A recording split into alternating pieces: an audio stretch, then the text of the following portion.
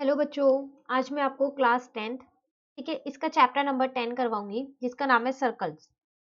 DOE का जो support material आपको मिला है ना, आज हम उससे ये करने वाले हैं। क्वेश्चन नंबर 1 to 25 हम अपनी लास्ट क्लास में कर लिए थे, ठीक है ना। आज हम क्वेश्चन नंबर 26 से देखेंगे। तो देखो, क्वेश्चन नंबर 26 आपके पास यहाँ पर है। In the given figure PQ is the chord of length 6 cm and the radius of the circle is 6 cm. TP and TQ are two tangents drawn from an external point T.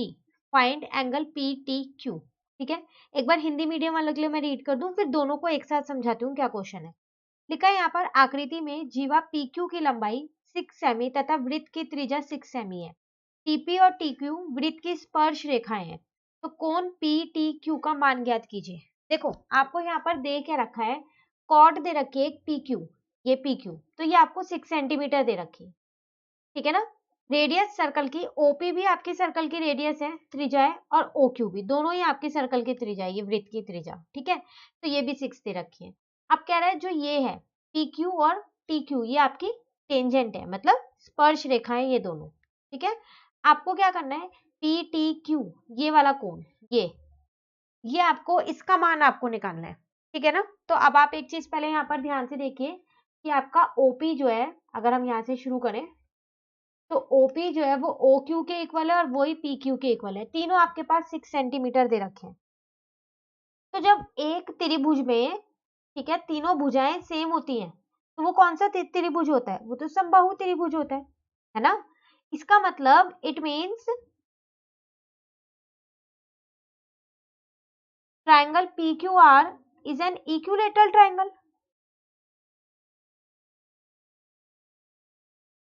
ठीक है, एक second, यहाँ पर PQR नहीं आएगा, triangle का नाम यहाँ आएगा POQ is an equilateral triangle, है ना। त्रिभुज POQ क्या है, एक समबाहु त्रिभुज है।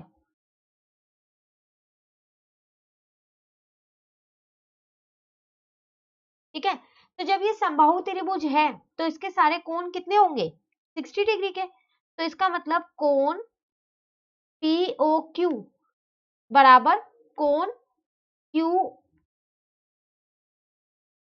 यहाँ पर आएगा QPO, ठीक है, बराबर कोण OPQ, ठीक है ना, OQP। तीनों कोण लिख लो आप, तीनों कोण कितने होंगे आपके पास यहाँ पर 60 डिग्री, क्योंकि आपको पता है कि जो इक्विलेटरल ट्रायंगल होता है उसके सारे एंगल्स कितने होते हैं, 60 डिग्री के होते हैं। तो चलो ये मिल गया। इसका मतलब जो ये कोण हमारे पास कौन सा है यहाँ पर, POQ प्लस कोण PTQ, ये तो 180 होगा। क्यों, क्योंकि ये मेरे पास सप्लीमेंट्री एंगल्स होते हैं। आपको पता है ना, जो सेंटर से जो एंगल बनता है और जो टेंजेंट पे एंगल बनता है वो सप्लीमेंट्री एंगल्स होते हैं, है ना। ये हमने अपनी वर्कशीट में भी किया है क्वेश्चन ऐसा। संपूरक कोण होते हैं ना ये हमारे, तो वही मैंने यहाँ पर लिख दिया। तो अब मेरे पास POQ तो मुझे पता है 60 है, लेकिन मुझे एंगल PTQ मुझे निकालना था 180 डिग्री। तो मैंने यहाँ से अपना एंगल PTQ निकाल लिया, तो वो कितना आ गया 180 माइनस 60, तो वो आपका आ गया 120 डिग्री, और आपको यही फाइंड करना था, ठीक है ना। चलिए क्वेश्चन नंबर 27 देखते हैं हम। क्वेश्चन नंबर 27 है आपके पास यहाँ, in the given figure find ADBECF where AB is equal to 12 centimeter, BC is equal to 8 centimeter and AC is equal to 10 centimeter। ठीक है, हिंदी मीडियम वालों के लिए देखते हैं। दी गई आकृति में AB 12 सेमी, BC 8 सेमी और AC 10 सेमी है, तो AD, BE और CF का मान ज्ञात कीजिए। देखो, आपको ना यहाँ पर एक ये फिगर गिवन है जिसमें एक ट्राइंगल और एक सर्कल है, ट्राइंगल के अंदर सर्कल बना हुआ है, ठीक है। कुछ चीजें आपको यहाँ पर दे रखी हैं, जैसे कि आपको दे रखी है AB आपको दे रखा है यहाँ पर 12 सेंटीमीटर है, BC आपको यहाँ दे रखा है 8 सेंटीमीटर है, और AC आपको यहाँ पर दे रखा है 10 सेंटीमीटर, ठीक है। फाइंड आपको कुछ चीजें करनी है, क्या क्या आपको निकालना है यहाँ पर, किन किन का मान आपको निकालना है। AD आपको निकालना है यहाँ पर, BE आपको निकालना है यहाँ पर, और CF आपको निकालना है, ठीक है ना। अब आप एक बार अपने इस पूरी फिगर में देखो, देखो ये जो 3 बिंदु आपको यहाँ दे रखी है, ये आपको पता है ये वृत्त के बाहर है, तो वृत्त के बाहर से ये स्पर्श रेखाएं डाल रही हैं, मतलब AF और AD एक स्पर्श रेखा हो गई, ठीक है। उसी तरीके से CF और CE एक स्पर्श रेखा हो गई, उसी तरीके से BD और BE एक स्पर्श रेखा हो गई। और आपको पता है जब भी वृत्त के बाहर से कोई भी बिंदु वृत्त पर स्पर्श रेखा डालती है तो उनकी जो लंबाई होती है वो बराबर होती है ना। सर्कल के बाहर जो टेंजेंट एक पॉइंट से टेंजेंट आ रही होती है दो, उनकी टेंजेंट्स की जो लेंथ होती है वो क्या होती है, इक्वल। ये कौन सी थ्योरम है मेरे पास, ये थ्योरम 10.2 है ना। तो इसका मतलब AD जो है वो हमारी AF के इक्वल होगी, ठीक है, और CF जो है हमारी वो CE के इक्वल होगी, और BD जो है हमारी वो BE के इक्वल होगी, थ्योरम 10.2 के अकॉर्डिंग। और थ्योरम आपको यहाँ पर पूरी लिखनी है, हिंदी मीडियम वाले बच्चे हिंदी में लिखेंगे और इंग्लिश मीडियम वाले बच्चे इंग्लिश में लिखेंगे, ठीक है। अब आप यहाँ पर ध्यान से देखो, आपको AC दे रखा है, पूरा दे रखा था AC आपके पास 10 सेंटीमीटर है, तो जो ये AC है ये तो दो पार्ट्स में बटा हुआ है ना, AF प्लस FC है ना, इज इक्वल्स टू, इसको मैं यहाँ 10 सेंटीमीटर लिख दूं। उसी तरीके से अब मैं अगर अपने बात करूं AB की, तो वो भी दो पार्ट में बटा हुआ है, फिर तो कौन कौन सा, AD प्लस DB, और AB है कितना 12 सेंटीमीटर। उसी तरीके से BC भी फिर तो मेरा ऐसे ही है, वो BE प्लस EC में बटा हुआ है, और ये है कितना मेरे पास 8 सेंटीमीटर। तो इससे मैं क्या निकाल सकती हूँ, इससे आप अपने ये AD BE और CF निकाल सकते हो। कैसे, देखो अब आप यहाँ पर क्या करो, जैसे कि आपने यहाँ पर लिया AC, AF प्लस FC है यहाँ पर, तो क्या मैं AF की जगह AD लिख सकती हूँ, तो AD प्लस FC लिख देती हूँ, है ना। ये आपको 10 दे रखा है, तो ये AD प्लस FC आ गया। अब इसको आप मान लो अपनी इक्वेशन 1, और यहाँ रीजन में ये जरूर लिख देना कि AF जो है वो AD के इक्वल है, वो हम ऊपर लिख के आ चुके हैं कि Q इक्वल है थ्योरम 10.2 के अकॉर्डिंग। उसी तरीके से अब मैंने क्या किया, AB को क्या किया, AB था AD प्लस DB, यही था ना, तो इसको AB को AD प्लस DB रहने दिया, इसको मैंने चेंज नहीं किया, ठीक है। तो इसको मैं AD प्लस DB रहने देती हूँ, और AB मेरे को यहाँ पर कितना दे रखा है 12, ठीक है, ये आपकी इक्वेशन 1 है। तो AD प्लस DB, इसको आप मान लो अपनी इक्वेशन 2। थर्ड इक्वेशन निकालते हैं हम यहाँ से BC से, BC था मेरे पास BE प्लस EC, ठीक है। तो मैंने इस EC को चेंज करके ना CF लिख दिया, BE को भी चेंज कर देती हूँ मैं, BE की जगह BD लिख देती हूँ। आप सोच रहे होंगे किसी को चेंज कर रहे हैं और किसी को नहीं कर रहे, तो कैसे पता चलेगा हमें कि किसको चेंज करना है और किसको नहीं करना, है ना। तो एक मिनट मैं अभी आपको वो भी बता देती हूँ कि कैसे पता चलेगा। तो ये आपको दे रखा है यहाँ पर 8, इस BD को ऐसे ही रहने दो, और ये CF, ये आ गई आपके पास थर्ड, ठीक है। देखो पता कैसे चलेगा, यहाँ पर मैंने पहले वाले को चेंज कर दिया AD प्लस FC। अब आप बाकियों में कोशिश करो हर जगह आपके पास AD FC हो या फिर BD हो। तो AD, तो यहाँ पर AD था इसलिए मैंने चेंज नहीं किया। अब यहाँ पर है BD, मैं BD को चेंज कर सकती थी, लेकिन मैं BD को चेंज करती तो BE आता।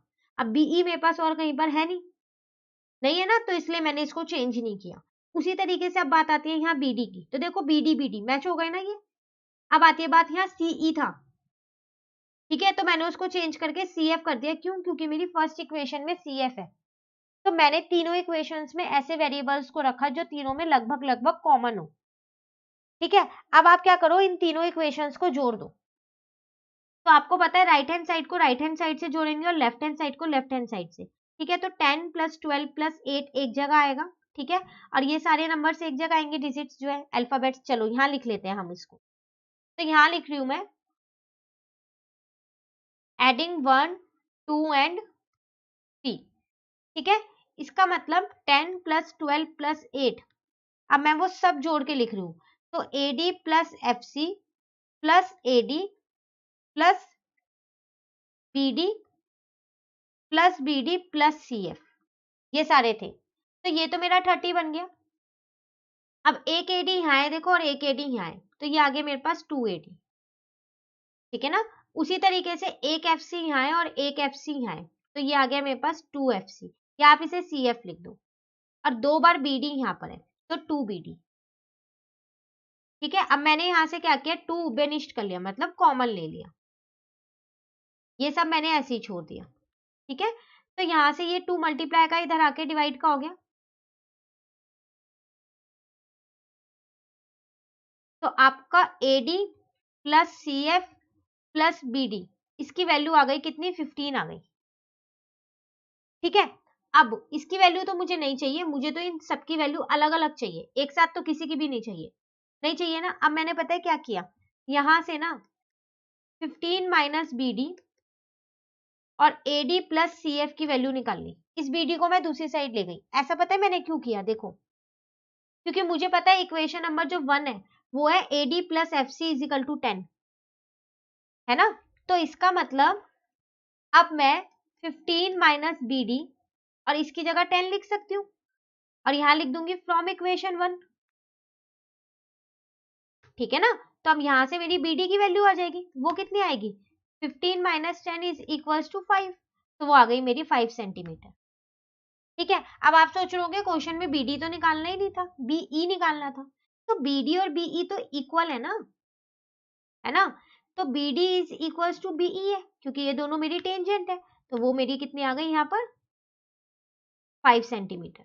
चलो एक चीज तो निकल गई, BD मिल गई। अब हम क्या करते हैं, यहाँ से AD निकाल लेते हैं। तो अब हम AD वगैरह कैसे निकालेंगे, तो देखो आप यहाँ आ जाओ, BD ये आपको मिल गया है, तो आप इक्वेशन 2 में BD की वैल्यू पुट करोगे तो AD आ जाएगा ना। चलो वही करते हैं,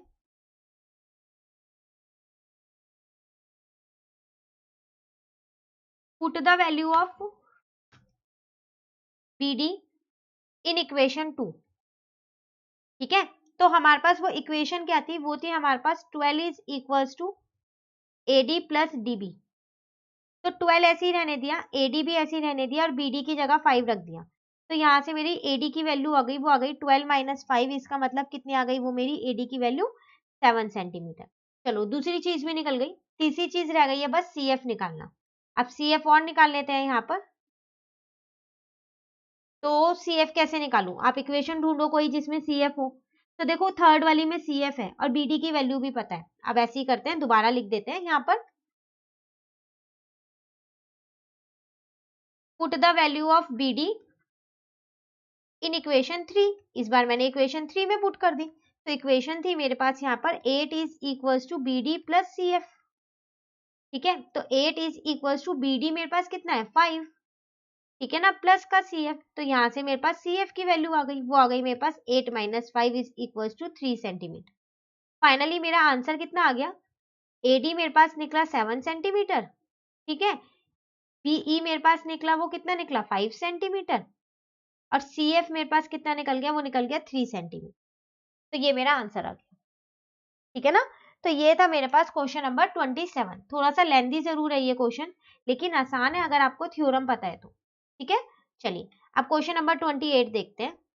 आज हम क्वेश्चन नंबर 28 तक ही करेंगे, 3 क्वेश्चंस, बाकी के जो क्वेश्चंस हैं वो हम अपनी नेक्स्ट क्लास में करेंगे। ठीक है, देखो, two tangents PA and PB are drawn to a circle with center O from the external point P. Prove that angle APB is equals to twice angle OAB. ठीक है, अब यहाँ पर करना क्या है, देखो हिंदी मीडियम वालों के लिए सेम यही क्वेश्चन है, वो गलती से ये इंग्लिश मीडियम का क्वेश्चन यहाँ लग गया है। ठीक है ना, उसमें भी यही है कि आपको दो स्पर्श रेखाएं दे रखी है PA और PB। ठीक है ना, और एक केंद्र दे रखा है यहाँ पर O। ठीक है, और जो ये स्पर्श रेखाएं बन रही है ना, तो ये कहाँ से बन रही है, बाहर एक बिंदु है P, उससे आपको क्या सिद्ध करना है, आपको ये सिद्ध करना है कि जो कोण APB है, APB ये वाला जो कोण है, ये क्या है, ट्वाइस है कोण OAB के। ठीक है, OAB इसके ट्वाइस है। ठीक है, तो दो टेंजेंट्स हैं और दो कोण को आपको क्या करना है, आपस में इनको ट्वाइस सिद्ध करना है। ठीक है, प्रूव करना है। चलो देखते हैं, सबसे पहले हम क्या करते हैं, यहाँ पर ना प्रूफ लिख लेते हैं।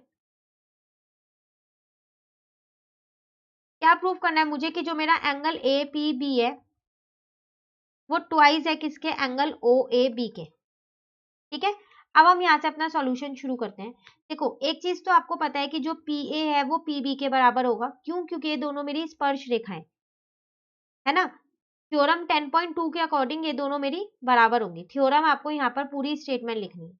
अब जब ये दोनों बराबर हैं, ठीक है ना, इनको नाम दे देते हैं इनके कोनों को, इसको 1 दे देते हैं नाम, ठीक है। एक कोन यहाँ पर से भी तो बन रहा है, तो यहाँ से भी बना देती हूँ, ठीक है। इस कोन को नाम दे देती हूँ 2, और इस वाले कोन को, पूरे वाले कोन को P दे देती हूँ। मैं इस ट्राइंगल की बात कर रही हूँ, इस त्रिभुज की PAB की, ठीक है। तो ये 3 हो गया, ये 2 हो गया, और आपको पता है कि यहाँ पर से एक कोन ये जाएगा पूरा 90 डिग्री का, जो 4 होगा। OA जो है वो लंब होगी ना AP पे, थ्योरम 10.1 बोलते हैं कि जो मेरी त्रिज्या होती है वो इस स्पर्श रेखा पे लंब होती है, तो वो पूरा कोण क्या होगा मेरा, 4 कोण मान लिया, 4 नंबर का मान लिया उसको, ठीक है। अब देखो जब ये दोनों जो मेरी ये PA और PB बराबर है, तो इसका मतलब फिर मेरे ये वाले दोनों कोण बराबर होंगे। कौन कौन से, 2 और 3, ये है 2 आपके पास, ठीक है। तो इसका मतलब हम ये लिख सकते हैं ना फिर तो, कि एंगल PAB जो है वो बराबर होगा एंगल PBA के, ठीक है ना। तो angle 2 is equal to angle 3 होगा, ठीक है, क्योंकि ये दोनों साइड्स इक्वल है। तो angle opposite to equal sides are equal, angle opposite to equal sides are equal, ठीक है ना। अगर एक त्रिभुज में जो उसकी दो भुजाएं बराबर होती हैं, तो उसके सम्मुख कोण जो होते हैं वो बराबर होते हैं, ठीक है। अब बात करते हैं हम अपनी इसी त्रिभुज की PAB की।